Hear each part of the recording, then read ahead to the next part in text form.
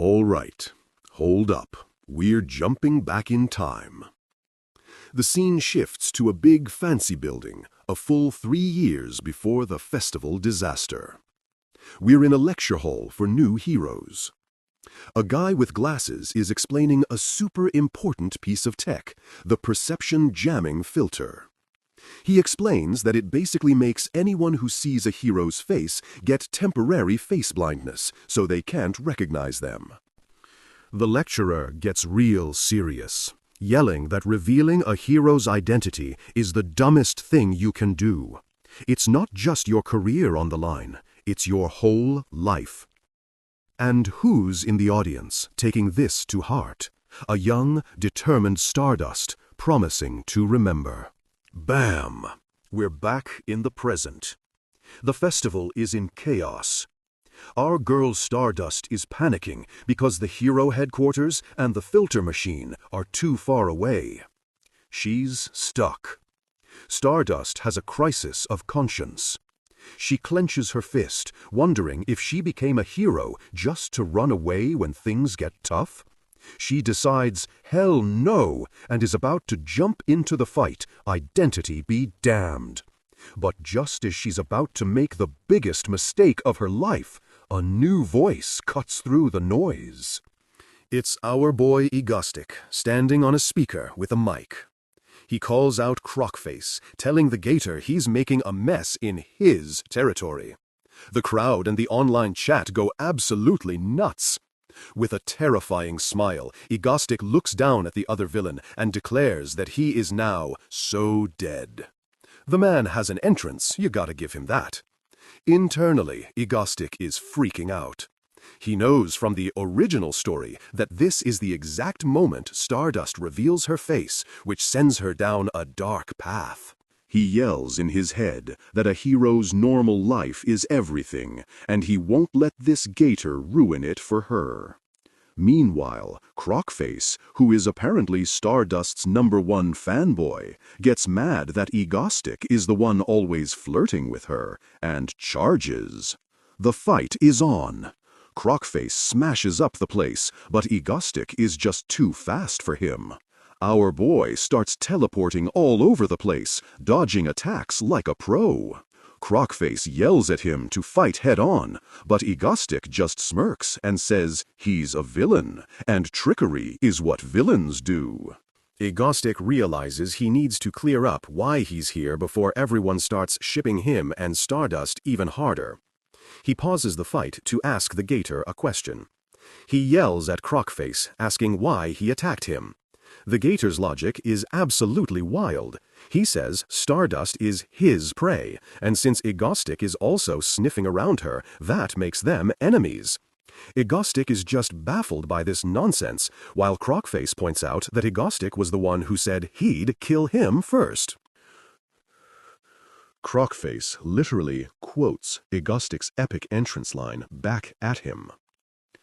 Egostic, caught completely off guard, tries to argue that he wasn't talking to him specifically, which is just the lamest excuse ever. Now that he's been called out, Crockface gets seriously mad and powers up for his secret ultimate move. Egostic recognizes it from the original story and knows it's no joke. The Gator unleashes a massive fire blast, and Egostic has to move fast to get out of the way. Egostic barely dodges the attack, realizing that if it had hit, he'd have been toast. Not wasting a second, our boy retaliates, summoning a whole arsenal of floating blue energy weapons and aiming them right at the now vulnerable Crockface. He unleashes the full barrage and tells the Gator to see him in hell. After a massive explosion, he looks at the smoke and wonders if he actually got him. The online chat is already mocking him for having to ask. Of course, he didn't get him.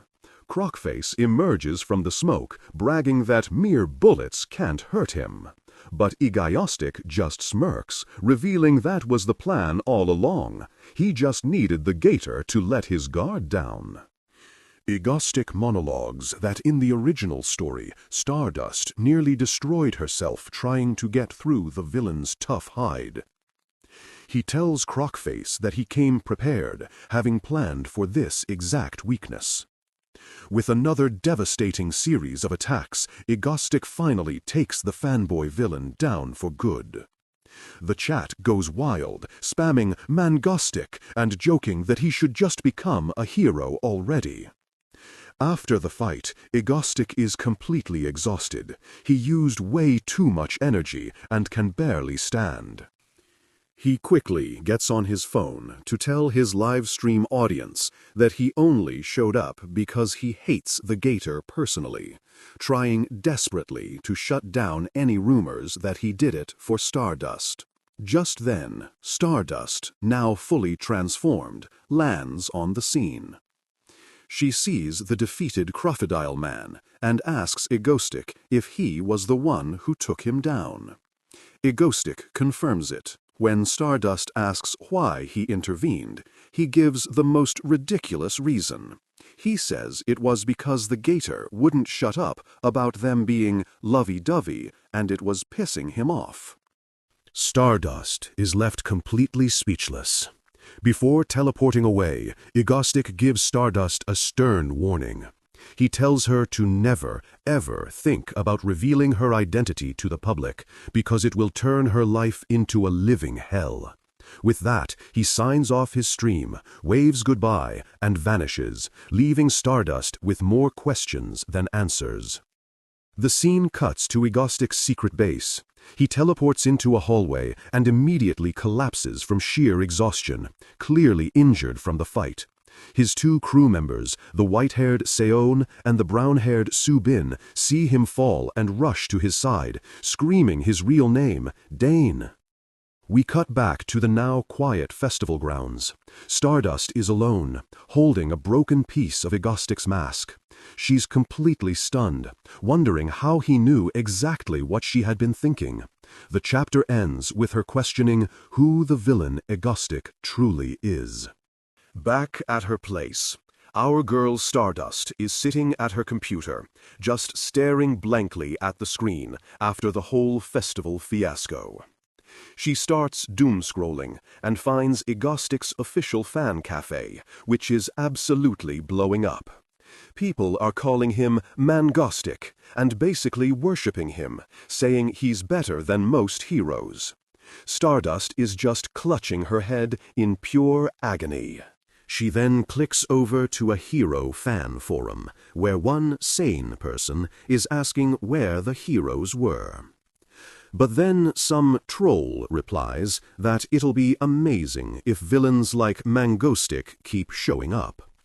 Stardust is about to lose her mind. The next day, she's completely bummed out, lying in bed and thinking that literally everyone loves Egostic except for her. Her family tries to cheer her up with a cute dessert, but she's not having it. Lying in bed, she keeps replaying Egostic's warning in her head, the one where he told her to never, ever reveal her identity. She starts to wonder if maybe he was right, and she's the one who's wrong about everything. Meanwhile, at the villain hideout, we see Egostic passed out in a high-tech recovery pod. His white-haired crewmate, Seo-eun, is freaking out, blaming Stardust for his injuries. Suddenly, Egostic wakes up, asking why everyone looks so serious. Seo-eun immediately bursts into tears and gives him a massive hug, and he just pats her on the head like a big brother. 3 days later, Egostic is eating with his crew, Seo-eun and the brown-haired Soo-bin. He mentions that he was out for 3 whole days because teleporting and using telekinesis drained him.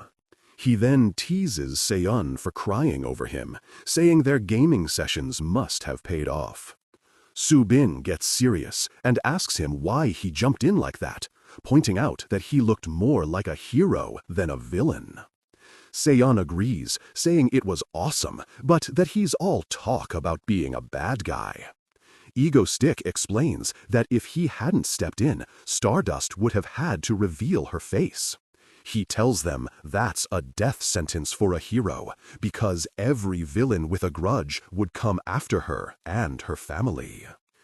Seo-eun is still confused, asking what any of that has to do with them. Egostic gets all philosophical, saying their world is built on an imbalance between good and evil. He continues his TED Talk, explaining that most superhumans become villains because it's easier and more rewarding.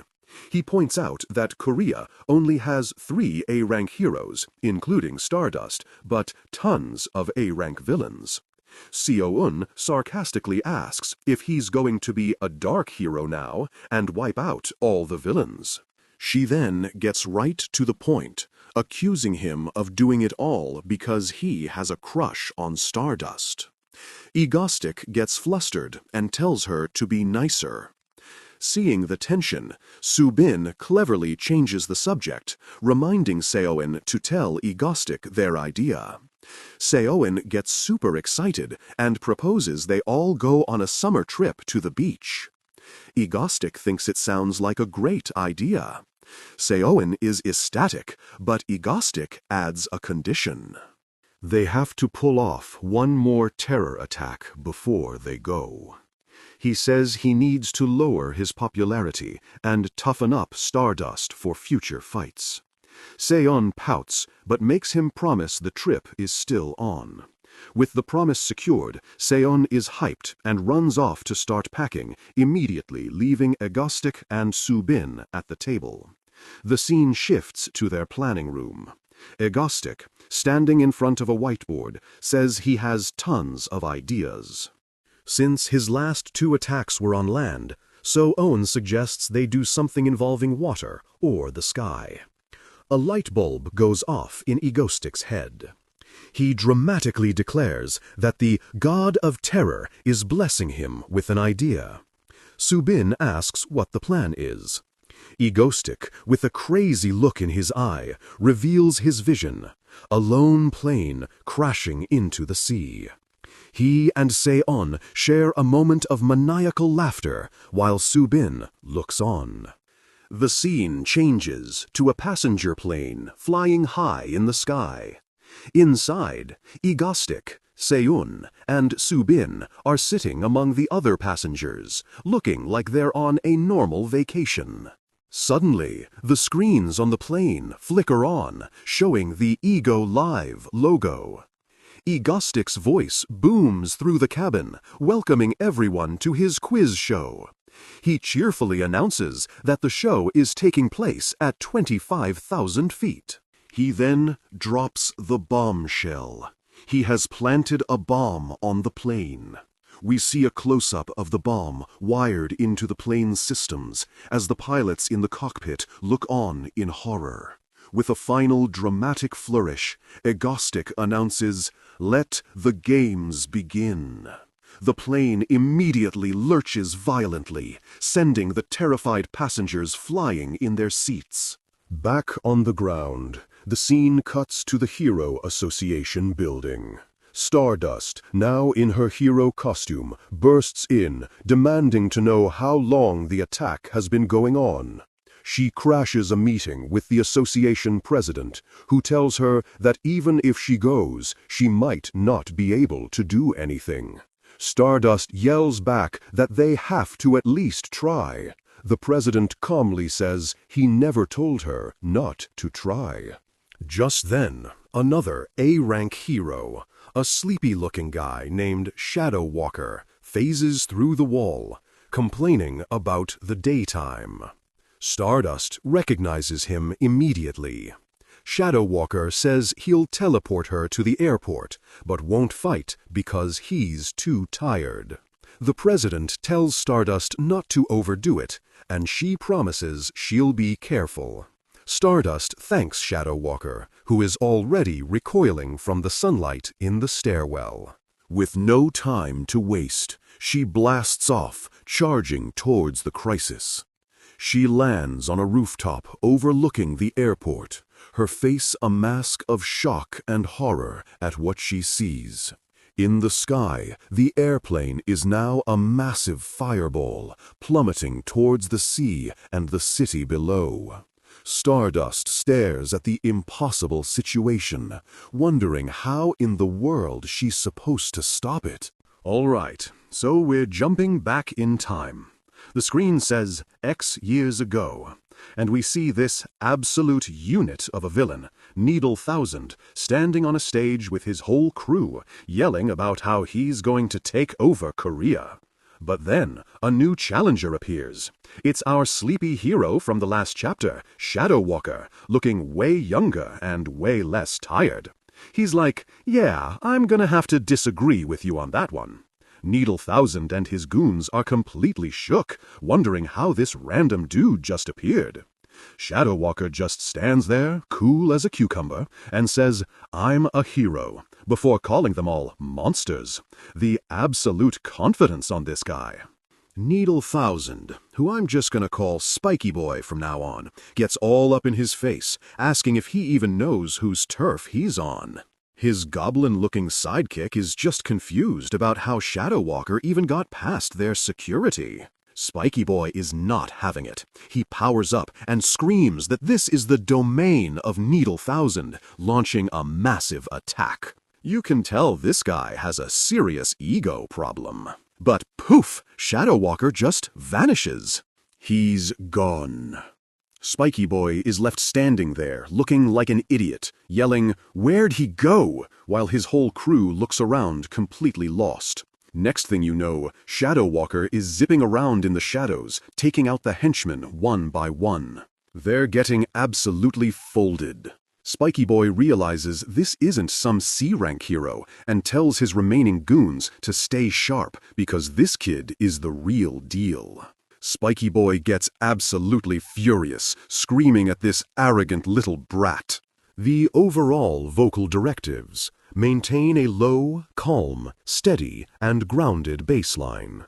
The narration should be observant and deliberate, almost like a composed storyteller witnessing unfolding events. Pacing should be generally measured, accelerating only slightly for action and slowing for emphasis or suspense, always within a controlled framework. Emotional variations should be subtle and conveyed through vocal color, pitch adjustments, and pacing, rather than overt emotional performance, ensuring the core groundedness is never lost. He tries to land a hit, but Shadow Walker is just too fast, dodging and weaving through the attacks like it's nothing. Shadow Walker reappears and starts mocking Spiky Boy. He's like, "Hey, hedgehog." Then the whole room starts getting covered in these dark, spiky shadows. Spiky Boy's face goes from rage to pure terror. This is where it gets insane. Shadow Walker pulls a full-on anime move, clasping his hands together and declaring, "Sorry, but this is my domain." A massive, terrifying shadow monster erupts from the ground, completely engulfing the villains. Absolute no-diff situation. But the flashback ends with a shot of Shadow Walker collapsed on some stairs, completely drained. He's muttering about how using his domain is gonna kill him one day. So that's why he's always so tired in the present. The man used up all his energy being a menace back in the day. We snap back to the present, right in the middle of the airplane crisis. Egostic is on the live stream, acting like a game show host. He's thanking some other hero he apparently just defeated off-screen, and announces that the star has entered the stage, obviously talking about Stardust. He then cheerfully asks if everyone is ready for the grand finale quiz. The scene cuts to inside the plane, and it's pure chaos. Passengers are crying and praying for their lives. But Egostic's face just pops up on all the screens, telling everyone to shush. Our boy is in his element. He lays down the rules for his nonsense quiz. Everyone has to turn on their phones. They'll get 10 questions, and if even one person answers them all correctly, the bomb is defused. But if they cheat or make a sound, they're out. The sheer psychological pressure is insane. The first question pops up. How many people can fit on the Titanic's lifeboat? A timer starts, and you can just feel the panic in the cabin as everyone scrambles for an answer. A woman tries to cheat, and Egostic immediately calls her out and eliminates her. When she protests, he's like, "You made a sound, didn't you?" and then eliminates the guy next to her just for being nearby. The live stream chat is going wild, with people saying he's terrifying and that this is the quiz show from hell. Egostic reveals the answer to the first dad joke ever. 9 people, because there was only room for 9 more. We see his white-haired sidekick, Seo-eun, watching from their hideout, just sighing at how much fun he's having. Meanwhile, a screen shows a layout of the plane, with red X's appearing over the eliminated passengers. The quiz continues, and it's a bloodbath. We see a montage of passengers getting more and more desperate with each question, until a screen shows that only one person remains. Egostic's voice booms, saying the tension is off the charts. Egostic decides to do a live interview with the last contestant, a terrified man named Mr. Kim. He asks him how he feels with everyone's lives on his shoulders. The poor guy is sweating bullets and starts to stutter out an answer. But Egostic cuts him off, reminding him of the no-sound rule. For a second, Egostic pretends he's going to let it slide, since it's the final round. He asks the audience, "We can let one slip slide, right?" Then his face twists into a grin. And he just says, "But I don't feel like it." He eliminates the last guy, and the entire plane erupts in screams. He's cooked. The plane explodes in a massive fireball. From a distance, Egostic watches the destruction he caused. He says the stage is set, and that it's time for the hero to make her entrance, calling out for Stardust. The whole thing was a twisted, horrifying invitation just for her. So, we cut to our girl Stardust, standing on a snowy cliffside, watching the absolute carnage of the plane explosion. She's on her comms, desperately asking the president what the plan is. The government suits on the other end are basically useless, saying they're giving up and drafting a condemnation statement before hanging up on her. She's left completely on her own. Stardust is having a total crisis of confidence. She's thinking about how she barely managed to stop a high-speed train before and feels like this is just too much for her. She's completely lost, wondering what she's even supposed to do. We get a flashback to a rainy night where she's crying over her parents.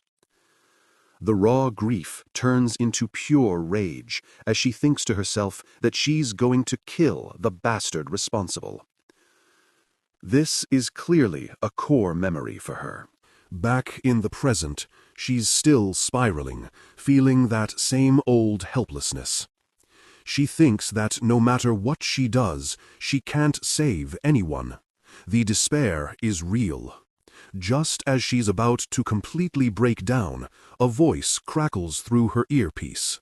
It's our boy Egostic, casually introducing himself like he's calling for a pizza.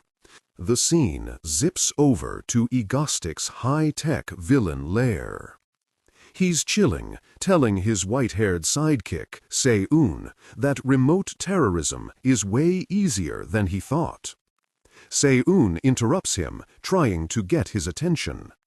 Seo-eun tells him that Stardust is just frozen on the ground, not doing anything. Egostic is completely baffled by this. He literally yells at the screen, asking what on earth she's doing. He immediately snaps into action, ordering Seo-eun to patch him into Stardust's earpiece. Seo-eun is confused, but Egostic screams that there's no time and to just do it. His girl is on the job, hacking into the hero's comms. Egostic's voice comes through Stardust's earpiece again. She immediately starts cussing him out. He tells her to chill and asks why she isn't moving to save the plane that's about to crash. She absolutely loses it, screaming that he's the one who made it crash in the first place. He just calmly asks, well, if not you, then who? The absolute nerve on this guy. Stardust yells that if she tries to stop a hunk of metal falling at that speed, she'll be torn to shreds. She accuses him of planning this all along just to kill her. But Egostic just tells her, completely serious, that she can do it. He tells her to get up, plant her feet, and fly into the sky to save them. We get this weird metaphysical vision. Egostic tells her that saving people is who she is. Stardust is completely thrown, wondering what this lunatic is even talking about. He then asks why he would ever want her dead, explaining that without her, he's just another nobody villain. Then he drops the most insane line of all time, telling her, "You complete me." Stardust is just left there, crying, completely stunned by this villain's bizarre motivational speech. Back at the crash site, Stardust thinks that this might be a trick to get her killed, but she decides she'll let herself be fooled just this once. Egostic, hearing this through the comms, is just like, huh? He did not expect that to work. With newfound resolve, Stardust clenches her fist and launches herself into the sky like a rocket, heading straight for the falling airplane. As she flies, she thinks about how she'd be crushed by guilt for the rest of her life if she just stood by and watched everyone die. Egostic's words echo in her mind, telling her she can do it. She sees visions of the passengers, including Mr. Kim and his family, and remembers her past failures. She decides it's better to save them without regrets and pushes herself harder. Inside the plane, it's pure chaos. Mr. Kim is reaching out in despair, and a schoolgirl is crying. Suddenly, the schoolgirl notices that the plane's descent is slowing down. In the cockpit, the pilots are freaking out, reporting that it feels like something is physically pulling the plane down. They tell the passengers to stay buckled up. Outside, we see the source of the pull. It's Stardust, underneath the massive airplane, glowing with golden energy as she single-handedly slows its fall. She's straining with everything she has, screaming that she just needs to hold on a little bit longer. The plane finally comes to a rough but safe landing. A flight attendant rushes over to Mr. Kim, who's dazed, and asks if he's okay. Mr. Kim wakes up among the wreckage, completely disoriented, and asking where he is. Survivors begin to stumble out of the plane. As the flight attendant helps him, Mr. Kim looks around at the crash site in disbelief. He sees something that leaves him completely stunned. He starts crying with joy, telling the attendant that he sees the person who saved them, the hero. Cut to Stardust, kneeling on the ground, exhausted and battered. She's not celebrating, though. She's just whispering the name of the villain who pushed her to do it, Egostic. So, the world absolutely loses its mind. Newspapers everywhere are glazing Stardust to the max. Headlines from America, Japan, and China are all basically saying, yeah, our heroes are cooked. This one girl from Korea is just built different. It's a montage of pure hype, showing Stardust in action, solidifying her as the #1 hero on the planet, no diff. We cut to a news report recapping the whole insane event. The anchor is explaining how the A-class villain Egostic pulled off this remote hijacking, and how, against all odds, every single passenger was saved. The news continues, showing footage of our girl Stardust. The anchors are saying that all the experts predicted she was completely out of her league and couldn't possibly stop the crash. But, she did. In the foreground, we see someone on a couch, just casually watching the news unfold on their TV. And that someone is Stardust herself, just chilling in her kitchen. She takes a long drink, looking absolutely exhausted from the whole ordeal. The fame and the near-death experience are clearly a lot to process. Her phone rings. It's the blue-haired woman from before, who's apparently a good friend. The friend tells Stardust that she pulled some strings with the Hero Association president to get her a much-needed vacation. She invites Stardust to come down to the ocean to relax and hang out. Stardust, looking way happier, agrees to head out the next day. The friend on the phone, whose name is apparently Kim Dain, is super excited and says she'll invite another friend too. Stardust hangs up and leans on her balcony, looking out over the city. She's thinking back to Egostic's crazy motivational speech. His words, telling her that saving people is just who she is, are echoing in her head. She wonders if anyone has ever believed in her that much, and then reminds herself that he's just a villain. But then the gears in her head start turning. She realizes something doesn't add up. If Egostic was so sure she could save the plane, why did he even crash it? What was the point of all this? His weird line about "you complete me" pops back into her mind, and she gets a headache just trying to figure this dude out. Stardust comes to a conclusion. She can't shake the feeling that this whole disaster was orchestrated by Egostic for some specific reason. She decides she needs to dig into his past crimes to figure out his pattern. Just then, her phone rings again. It's the Hero Association, telling her she needs to come in for a remeasurement of her abilities. Meanwhile, we get a hard cut to a totally different scene. It's our boy Egostic's sidekick, the white-haired girl, Seo-eun, cheering because it's finally vacation time. Egostic, who's being called Dain Oppa, tells her to get the inflatable tubes ready for the car. Seo-eun happily agrees, and Dain has a moment of realization.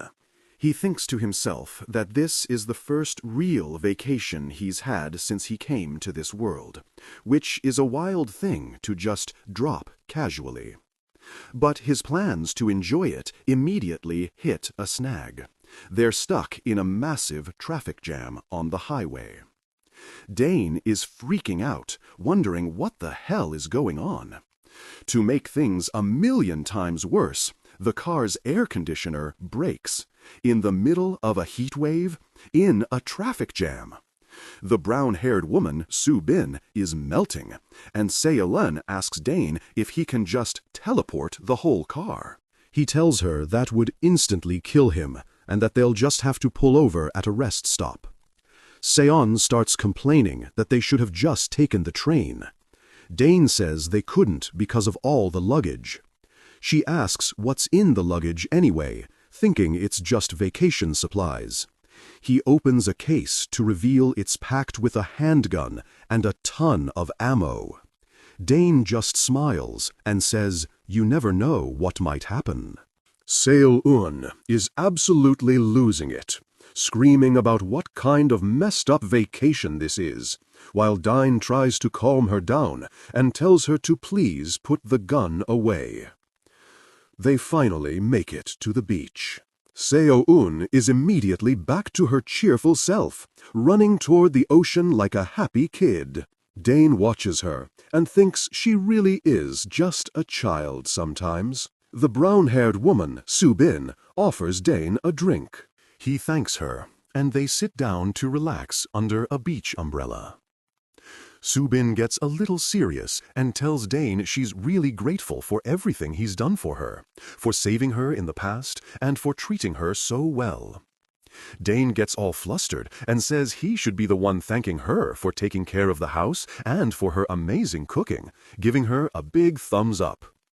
Seo-eun is touched and thanks him, and the atmosphere gets a little romantic. Dain, however, is not built for this kind of vibe and immediately tenses up. His brain goes into full-on protagonist paranoia mode. He starts thinking this is a classic death flag, or maybe a betrayal flag. He even wonders if she poisoned his drink. Seo-eun just looks at him, completely confused by his sudden internal crisis. We cut back to Stardust at the Hero Association headquarters for her ability remeasurement. Some suits are arguing about the plane incident, saying their data showed it was impossible for her to stop it. Stardust interrupts them, saying the test results weren't wrong. She explains that while she was stopping the plane, she undoubtedly got stronger. She steps up to the measurement machine, unleashes a massive burst of golden energy, and completely shatters the previous power level readings. The officials are all in shock. The energy blast is absolutely insane, a massive explosion of light and power that rocks the entire facility. Stardust stands there, glowing, having confirmed her own theory. She has leveled up big time. The officials who were just arguing are now either blown back by the force or screaming in total disbelief. So, after the brown-haired woman, Seo-eun, gets all sincere and thankful, our boy Egostic's brain immediately short-circuits. He's sweating bullets, thinking this is a classic death flag, or even worse, a betrayal flag. The man has zero chill. The awkward vibe is immediately shattered by the white-haired girl, Seo-eun, who pops up out of the pool. She calls them out for being all lovey-dovey without her, and declares that if this is a family trip, then everyone has to play together. Before Egostic can even process this, Seo-eun just straight up yeets him into the pool. He's screaming, she's laughing, it's pure chaos. After getting water up his nose and complaining about how annoying she is, Egostic takes a second to chill. He looks around and thinks to himself that it's been a long time since they've had any kind of peace like this. The crew just enjoys the moment, splashing around in the pool like a normal group of friends on vacation. Then we get a hard cut to night. A big truck is parked outside a building, and a bald terrorist leader with a magnificent mustache is yelling at his crew, asking where their target is. A subordinate confirms their destination, the ridiculously named Busan Marriott Royal Hyperion Hilton Grand Ambassador Hyatt Hotel. The leader grins, ready for a big score. We get a nice big shot of the hotel, which looks super fancy and is definitely about to have a very bad night. Back with our squad, they're checking in. The receptionist hands Egostic the key, and he's confused when he realizes they only booked one room for the three of them. As they walk down the hall, Seo-eun asks about the single bed situation. Seo-eun, ever the practical one, just says the bed is a super king, so they should all just sleep together. Egostic is once again internally combusting. His mind is racing, but he tries to play it cool, telling himself that absolutely nothing is going to happen. The next morning, he wakes up and is hilariously disappointed that, in fact, nothing happened. But then he gets an idea and decides to try something, counting down from 3. Turns out his plan was to use his powers. Just as a bunch of armed goons try to kick their door in, he blasts them away with a wave of telekinesis. completely shocked that someone is raiding their room. We see what's happening elsewhere in the hotel. The terrorists are in full effect, rounding up terrified civilians and taking them hostage in the main hall. Egostic realizes it's a full-blown terror attack, and is absolutely furious that his vacation has been ruined for the second time in a row.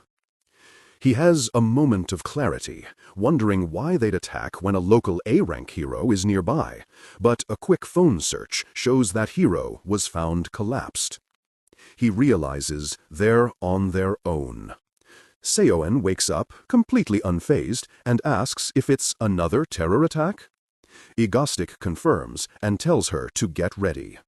She complains about being tired, but powers up with purple energy, ready for a fight. Grounded, confident, and observant, with a subtle undercurrent of dry wit or controlled power. Ground knows they can't just sneak out. Looking at their gear reflected in the window, he decides they have to handle this problem themselves. He pulls out a yellow smiley face mask, his villain persona gear. He's annoyed he has to use his emergency mask, but grins, saying it's time to meet the idiots who ruined their vacation. Now fully in villain mode, Egostic tosses masks to the girls and tells them it's go time. Seo-eun points out that he seems way more pumped up now than he was during the actual vacation part of the trip. Down in the lobby, the bald terrorist leader is sitting on a makeshift throne of furniture, holding hundreds of people hostage. He confirms with his men that everything is ready. The leader starts his big villain speech, demanding money from the government or he'll kill everyone. But right as his goon starts reading the bank account number, Egostic appears in his mask, calmly announcing that this boring little terrorist attack is over. Our boy unleashes his power, creating a swarm of spectral blue shotguns out of thin air and sending them flying at the terrorists, disarming them all in an instant. He's internally annoyed, thinking about how he just blew months of stored-up telekinetic energy on this group of low-level thugs. Seo-eun joins the party, blasting one of the remaining terrorists with a massive beam of purple energy. Egostic taunts the leader, calling his crew pathetic. But the bald man isn't finished. His eyes glow red, and he pulls a gun, revealing he's a superpowered individual himself. In a shocking twist, just as the leader powers up, one of the supposedly defeated terrorists gets up behind Egostic and stabs him right through the chest. Our boy looks down in total disbelief. So, the bald terrorist leader, Mustache Man, is just laughing his ass off. He's looking at our boy like, "You really think a single bullet is gonna stop me?"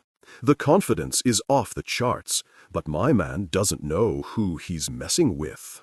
Egostic, cool as a cucumber on the outside, just rests his chin on his hand and calls the guy out by his villain name, Monkey Spanner. He's like, "Is that really all you got?" The sheer disrespect is legendary. But then we get the internal monologue, and, oh no, he's cooked. Our boy is bleeding out, and knows that if he makes one wrong move, it's game over. The whole cool guy act is a massive bluff. The bluff is working, though. Mustache Man is internally freaking out.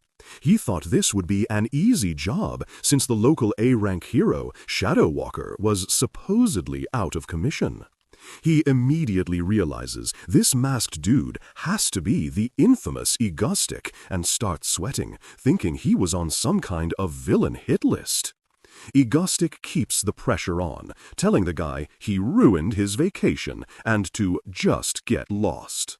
Internally, he's literally begging, "Please just leave. I'm about to pass out from dizziness." This is the most high-stakes bluff in history.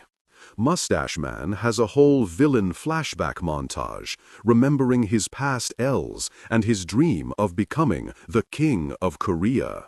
He decides this ain't worth it and chooses to dip. He can always come back later. Just as he's about to bounce, the cops show up. With the immediate threat gone, some new players arrive. A rank hero, Icicle, the blue-haired woman, lands on the scene and looks at all the knocked-out terrorists, casually wondering if they're all dead. Meanwhile, the supposedly collapsed hero, Shadow Walker, is watching everything from a monitor somewhere else. The gray-haired edgelord is annoyed that his fake-out didn't even stop a new terror attack from happening and is wondering who this new masked player is. Our boy Egostic has teleported away to a private room to deal with his stab wound. He's clutching his side when he sees the heroes have arrived, which is the last thing he needs. The main heroine, Stardust, the blonde one, finds him and demands to know who he is. Egostic knows he's on a timer and needs to stall enough to recover energy for 2 more teleports to escape. So, what does he do? He pulls the most ridiculous lie out of thin air. He stands up and declares that he is a secret S-rank hero who operates in the shadows. The 3 A-rank heroes, Stardust, Icicle, and Shadow Walker, are just staring at him, completely stunned. Stardust and Shadow Walker immediately call him out, saying the Hero Association has no record of him. Egostic doubles down, calling them a bunch of disrespectful brats and claiming he was a hero way before their time. Back in the hotel room, Seo-eun and Soo-bin are watching this on the news, absolutely losing their minds over what their boy is doing. Now sitting on a makeshift throne of broken furniture, Egostic continues his epic troll, telling the heroes they need to show some respect to their great senior. He decides it's time for a proper introduction. With all the drama of a final boss, he announces his secret hero name is Mangostic. The silence is deafening. Icicle gets on her comms and confirms that, no, there is absolutely no hero with that name. When Icicle calls him on his BS, Egostic panics and starts dropping some super obscure trivia about the Hero Association's president that he only knows from the original story. This actually works for a second, stunning the heroes into confused silence. The president denies knowing him, but then an absolute legend, a random old man from the hostages, steps up to defend Mangostic. He says this masked guy saved everyone, so who cares who he is? But then the old man says his powers remind him of that villain, Ego something.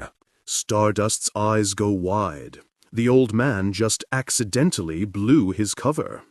The old man, completely oblivious, gives a thumbs up. The heroes are now fully suspicious. Stardust declares they're just going to subdue him and unmask him. She and Icicle power up, ready to fight, while Egostic is internally screaming for just a few more seconds. As Icicle and Stardust launch their attacks, Egostic is clutching his wound in agony.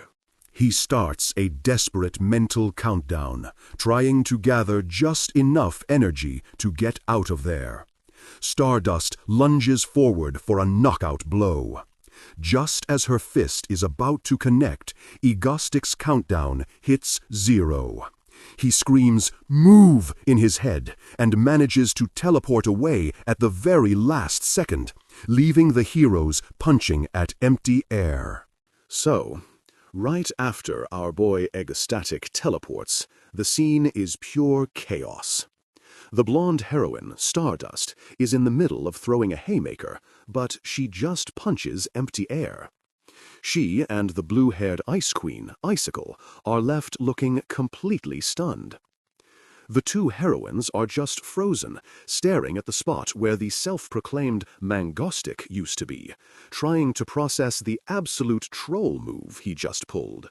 We cut to the getaway car, and the situation is grim. Our boy is slumped over in the back seat, bleeding out. He tells the hacker girl, Seo-eun, to immediately wipe all their records from Busan, hotel logs, CCTV. He's in so much pain he can barely speak. The brown-haired woman who's driving says they need to get to a hospital, but Egostic shuts that down immediately. He explains he's too weak to teleport again, and if they get caught at a hospital, they'll be traced back to their secret base. The driver takes charge, yelling at a panicked Seo-eun to grab the first aid kit and perform emergency care while she focuses on driving. Seo-eun snaps out of her panic and agrees while the driver grips the steering wheel, ready to get them out of there at top speed. The scene shifts back to the heroes. Stardust, Icicle, and the now-arrived edgelord, Shadow Walker, are standing outside the damaged hotel as authorities handle the situation. Stardust is absolutely fuming, complaining about how even on her day off, some new villain has to show up and cause trouble. Icicle apologizes to Shadow Walker for dragging him out on his rest day. Icicle tries to talk to Stardust, but the blonde heroine is just staring off into space, completely lost in thought. It's clear she's now obsessed with figuring out who this new masked man is. We get a quick shot from the perspective of another driver on the highway who is shocked to see our crew's car absolutely flying past them at an insane speed. The getaway driver is not playing around. The story crosscuts between Egostic, clutching his wound and panting in the back of the car, and Stardust, clenching her fist in determination. She mutters his name, Egostic, and decides she needs to watch his every move from now on. We get a glimpse into Egostic's mind.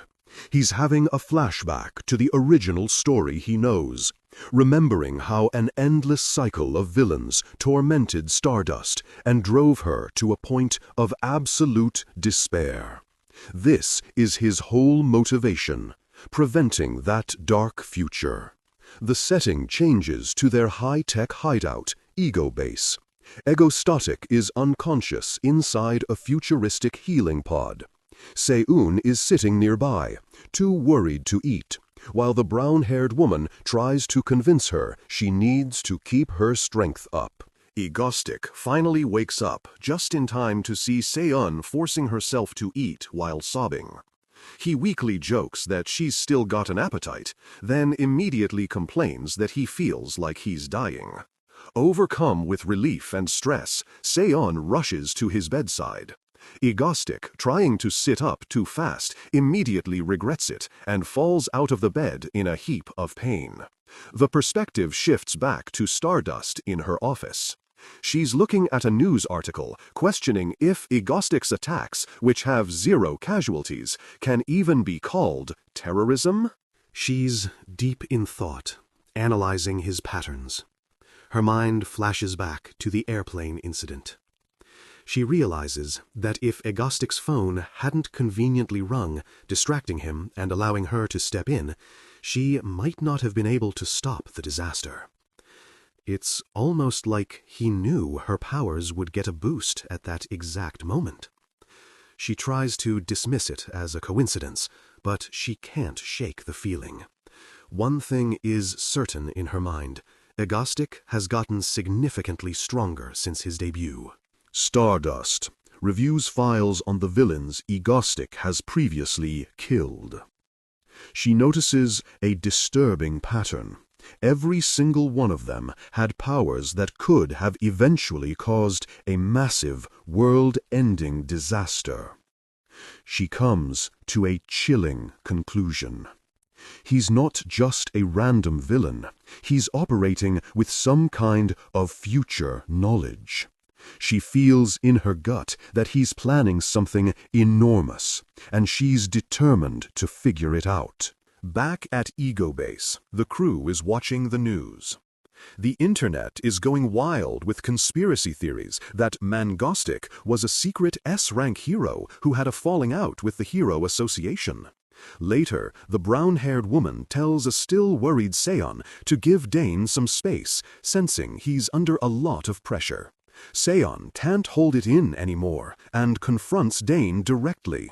She yells at him, asking if he's going to keep pulling these life-threatening stunts, and calling himself a villain, especially when his body is so wrecked.